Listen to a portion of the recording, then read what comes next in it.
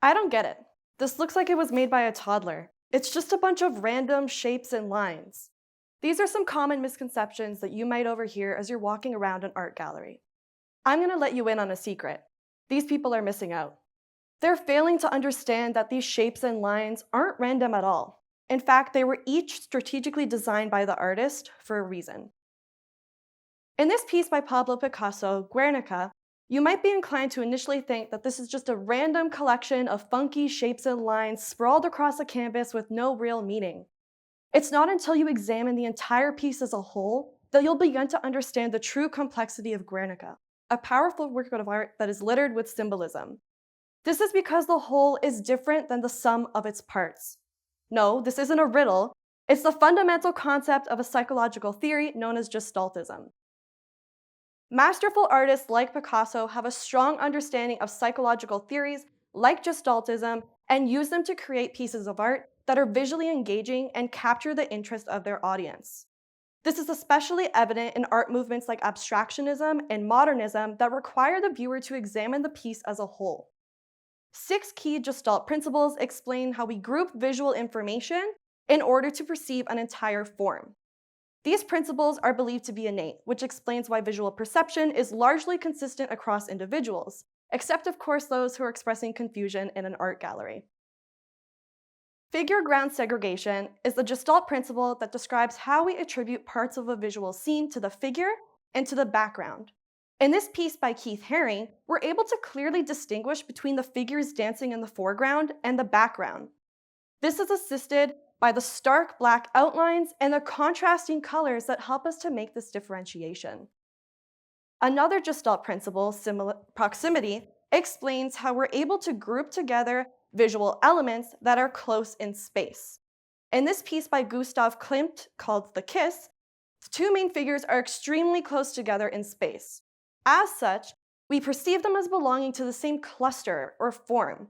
This helps to reinforce the theme of love and unity that the artist is trying to convey between the couple. Closure, another principle, explains how our brain automatically fills in the gap in a shape in order to perceive the entire form. In The Son of Man, there's an apple blocking part of the man's face.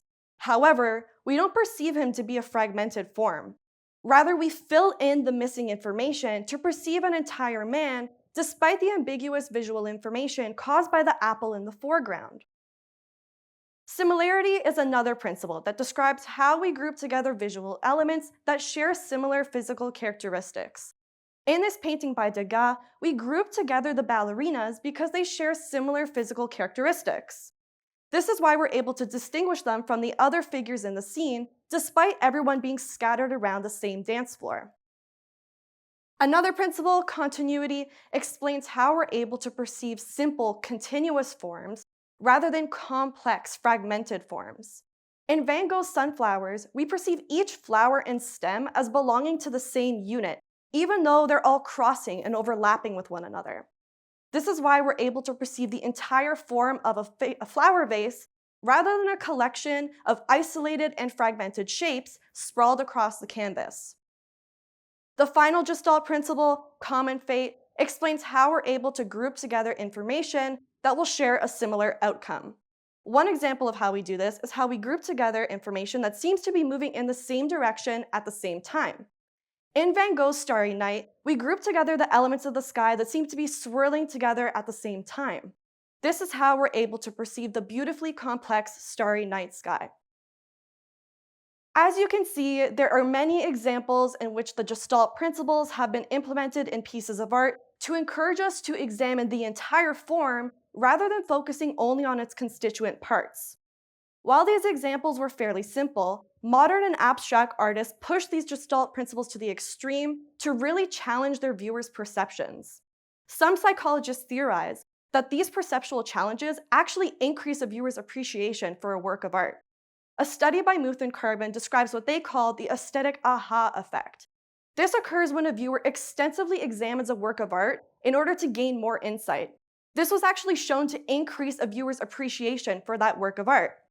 The aesthetic aha effect explains why we feel a sense of gratification when all of the constituent parts of a piece of art come together to form the whole. This is why, even when you're confused by a piece of art, you can't stop looking at it. Your brain is encouraging you to think more critically so that you can perceive the entire form. It's waiting for that aha moment. So, the next time you're confused in an art gallery, keep looking, think critically, and eventually, oh, I get it now. Okay, thank you.